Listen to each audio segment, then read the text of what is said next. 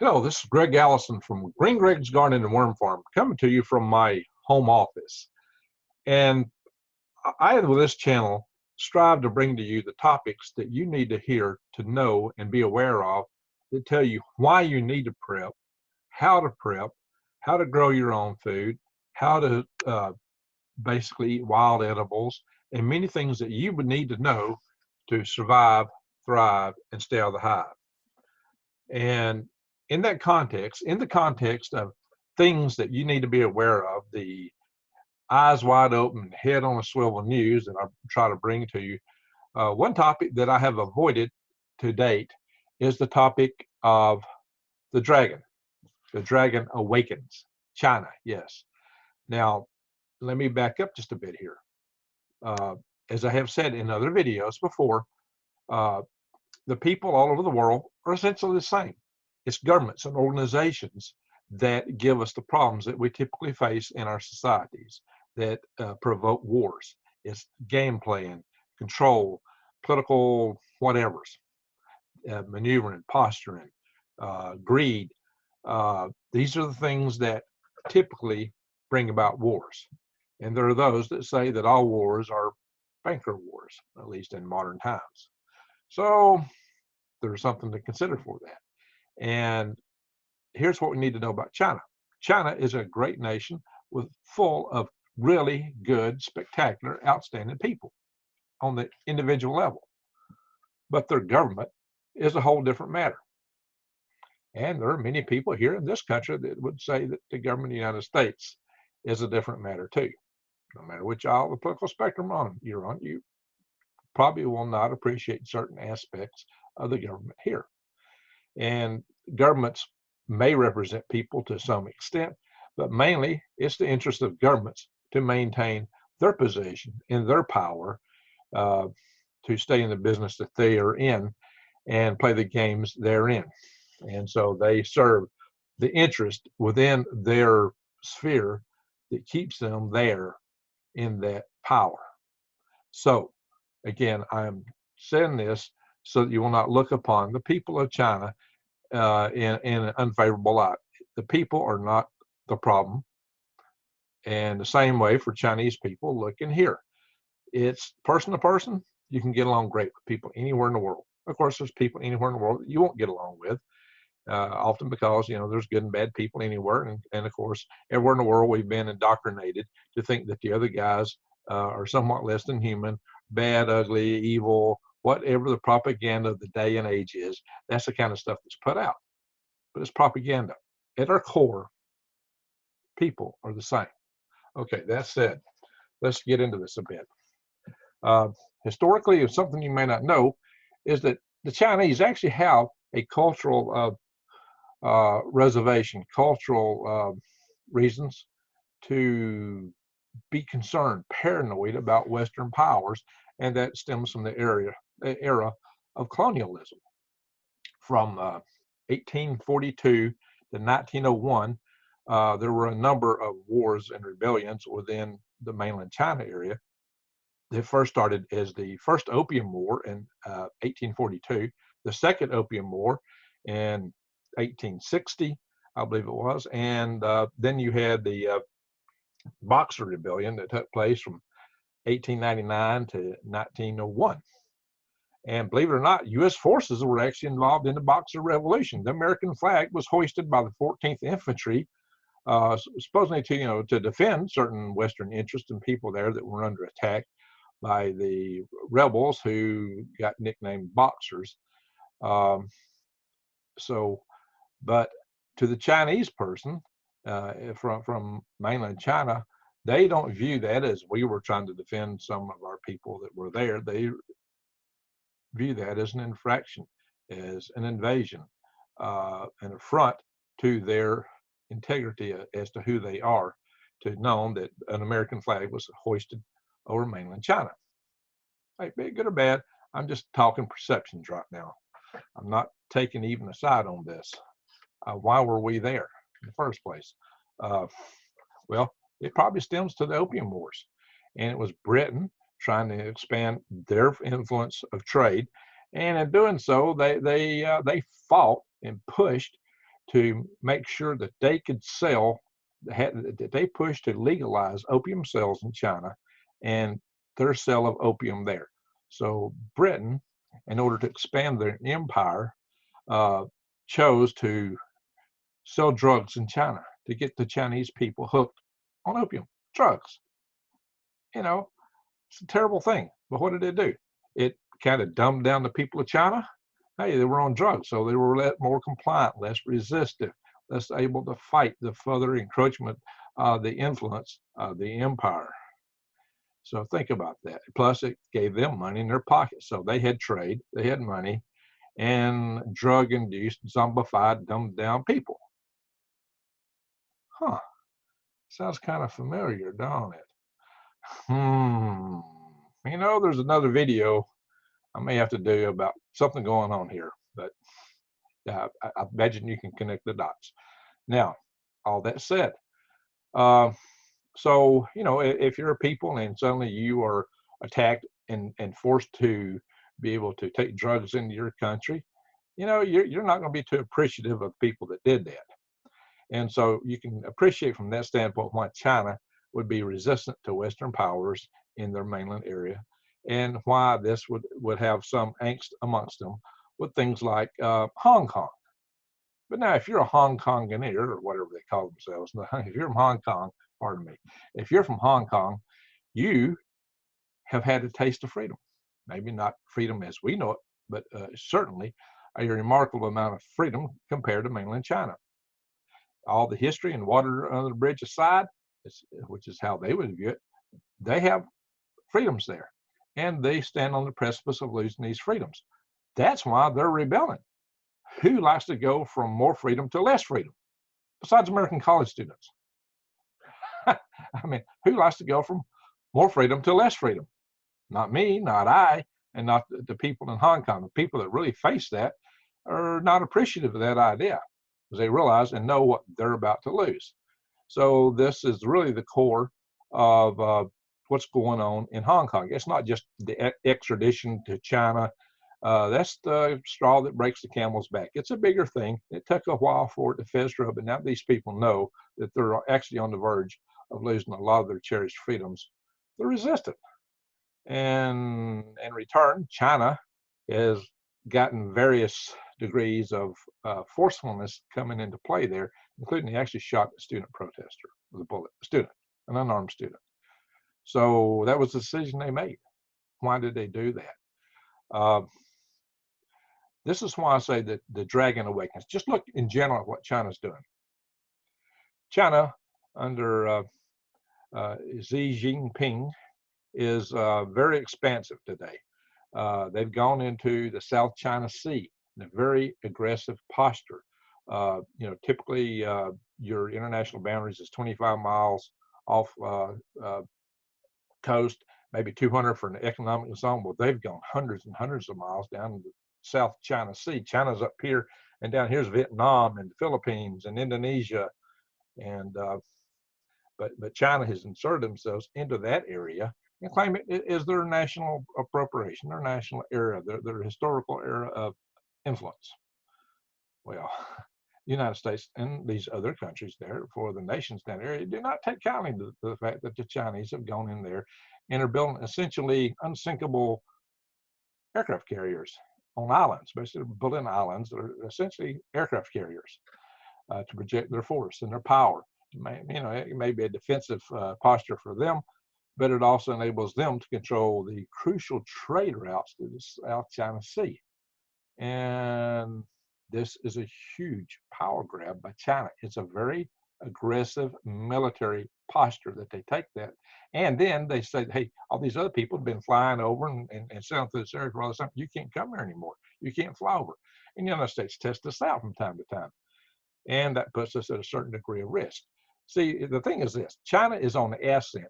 The U.S. is on the descent. So there's a lot of tension between the United States and China due to that posture. And there's tensions with China and these other areas. And there is also the specter that the Chinese realize that most of their dynasties fell during periods of grand solar minimum. And there are indications that the Chinese may indeed believe that they face a grand solar minimum, and that may be why they're posturing to have resources available through Africa and other places in case they can't feed themselves. They're trying to circumvent, short circuit the things that have caused their empires to collapse in the past.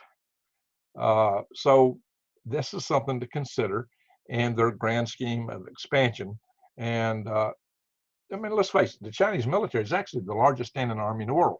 They have 2 million. They have 2 million active members, and the reserves and paramilitary people make up another 2 million. So their entire forces are over 4 million strong, and they could go a lot more than that. I mean, the CIA World Factbook basically says they could achieve up to 200 million or better. Them or China, India, either one could attain forces that large just looking at the population. And China has the second largest military expenditures. Now people say, oh, gosh, China's expenditures are way down here and America's are way up here. And so, this, why are we concerned about that? We so far outspend China. But that's a serious flaw in military analysis to compare apples to apples American military expenditures with Chinese military expenditures. And I hear all the so-called policy wags and pundits talk about that, but they all commit a serious flaw in their reasoning. And that serious flaw is this: $1 in China buys you many times what it will buy you here in America.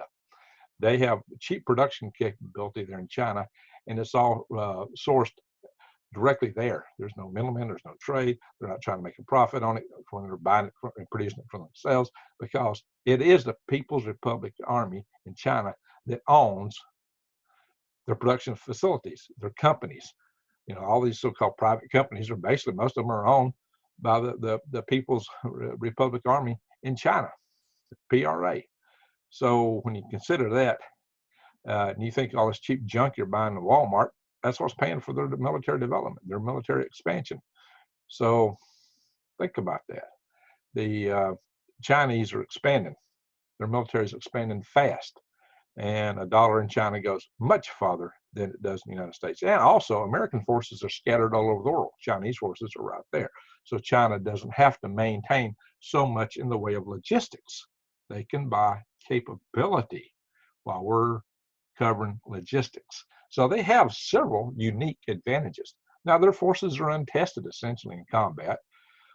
So they don't have the kind of experience that American forces have, but I'm sure they're great students of doctrine. How that would pan out, I don't know. Hopefully, we'll never find out. But bear in mind, the Chinese country is a country that is expansive. They are an empire on ascent. We're an empire on descent. And we shouldn't be an empire. I don't believe empire should exist, but I'm just telling you how it is. And they are very much probably concerned about potential climatic changes coming up and how to prepare for them. Whatever you think those climatic changes are, up or down, cold or hot, grand solar minimum, global warming, I'm going to leave it as an exercise to you to understand that the Chinese perceive that they have a threat potential for their food production, and they're expanding into Africa and other places with the idea that that will cover them, or the hopes that it will. But they are in stress, and they also have economic stresses. They have internal stresses. Look, we could do you could have an army of YouTubers doing nothing but YouTube videos on China constantly and just scratch the surface. So this is an introductory video, and the purpose of this introductory video is to tell you, my subscriber, that China is one of the things that we have to keep an eye on. We have our eyes wide open, our heads on a swivel. We could get into it with China very easily. The United States and China could get into it over those islands, the Spratly Islands, over Hong Kong, over Taiwan, over other things going on elsewhere in the globe. The Chinese alliances with Iran, Russia, Syria. There's a lot of room for error, for miscalculation. And China has something on the order of 75 to 93 or something like that ICBMs, maybe a dozen missiles on their submarines. But they're building underground submarine bases. They're building submarines. They're building aircraft carriers. China is building a lot of capability, and they're starting to build it fast. And these are enough ICBMs to obliterate our country. And moreover, it really only takes one highly placed device, an EMP super weapon, detonated over Kansas, and you could take out our entire power grid. You could devastate this nation with one device. It wouldn't even have to be a re-entry device. It could be a fractional suborbital bombardment. It could be on a satellite. And China does have that technology, absolutely, for the EMP super weapons. Given that, China could do a lot of hurt to us without watching any of that other stuff at all. They could obliterate this nation if they so choose. And with the owning of U.S. treasuries and bonds, all the stuff that they own, they could economically do us a world of hurt. And yet, we are essentially in an economic warfare with them. And the current administration does recognize that. And that's why they're taking the steps they're taking, because they realize they need to change the deal, the art of the deal, if you will. And the art of the deal is being negotiated with the people who wrote the book, The Art of War, Sun Tzu. So finally, somebody on our side recognizes how they operate. The art of war is an art in which, relax, my friend, we're good buddies, pet, pet, pet, and stab them in the back, right?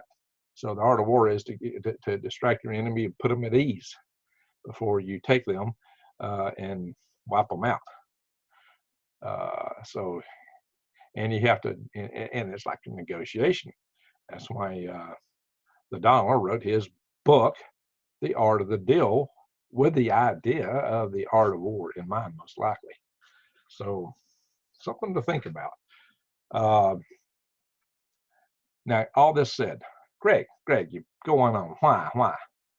Because China has the capacity to take out our power grid, our country, our economy. They could hurt us in many ways, or maybe we may be the ones that start this. Or it may be them. I don't know how it will play out. It could play out miscalculation, some great plan. They do want Taiwan back. They do want Hong Kong back. Hong Kong don't want to fall in. But there's history there. There's apprehensions in this. I do not agree with the notion that any one people should hold and contain a people that don't want to be part of that greater whole. Be it Tibet, be it Hong Kong, be it Taiwan. I mean, Taiwan on the island of Formosa was the Republic of China, basically. Czech.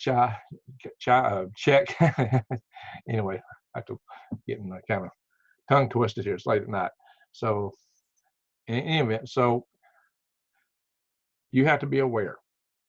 This could bring us great concern. The world is not a safe place. The world has a lot of threats out there. We don't need to be ones pushing for it. If we could operate people to people, we'd make peace. The Chinese people and American people can get along great, absolutely great and wonderful. I have dated 3 Chinese women, one from Indonesia. She's an ethnic Chinese who lived in Indonesia. I've dated a lady from Taiwan who lives here in Huntsville, Alabama area now. And I've dated a lady from the Guangdong, I hope we get that right, district in China, who used to come over here every summer for a while. So I've dated some Chinese women. They're great people. And I know I've got plenty of friends who are Chinese. In fact, my predecessor, the guy who succeeded me when administration removed, and who I've since replaced as president of Huntsville, Alabama L5 Society, is Chinese. I've got a lot of Chinese friends, lots of them, good people, smart people, industrious people, and a lot of them have real good hearts to them. So, it's not a thing of they're Chinese and we're this. It's a thing of the governments. And a good question is the Chinese government really communist today after the 1978 revolution? And consider the kind of things that took place in China. And my gosh, Mao may have killed up to 80 million of his own people. That's quite substantial. So the people there have been through a lot. It's not a cookie cutter China's this or China's that. It's a very complex mosaic. China is a huge country, a little bit larger than the United States in landmass, way larger in people. They have lots of natural resources. We may indeed be coming into the Chinese century. That may be what it is. So, hey, for a long time, America was not the top dog. Maybe the British Empire was, but we survived. So if China becomes the dominant power in the world, don't mean that America can't survive and persevere and thrive. It does not mean that. But it does mean that we have to keep our eyes open and head on a swivel and be very mindful of how we posture ourselves and what we do. And hope that in time, the authoritarian forces, I can't even talk tonight, the forces that be in China do not stay with the current power regime, and that freedom can prevail again in China. But with the social media systems they have and all these control mechanisms they put in place, it doesn't look favorable. And in fact, they are falling into the hive. And so we have to make mindful that we too do not fall into the hive. And bear in mind, an interesting thing was that David Rockefeller really liked China. He thought China was a model nation. What does that mean? So think about that. So I implore you to keep your eyes open, your head on a swivel, to thrive, survive, and stay out of the hive. In order to do that, please check my links below, support my channel.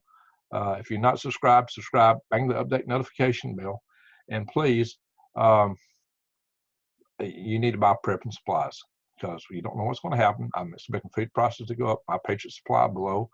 You grow your own garden. You want to make your own compost and do it from things that you recycle, your own kitchen waste. Buy worms. GreenGregs.com. GreenGregsWormFarm.com. Either way, www.greengregs.com. Link below. And also, you need heirloom seeds. Check out True Leaf Market below, and you can also buy all the supplies you need to grow microgreens at home, in your home, with or without power. Anyway, look, keep your head open, keep your eyes open, and head on the swivel. Thrive, survive, stay out of the hive, and thank you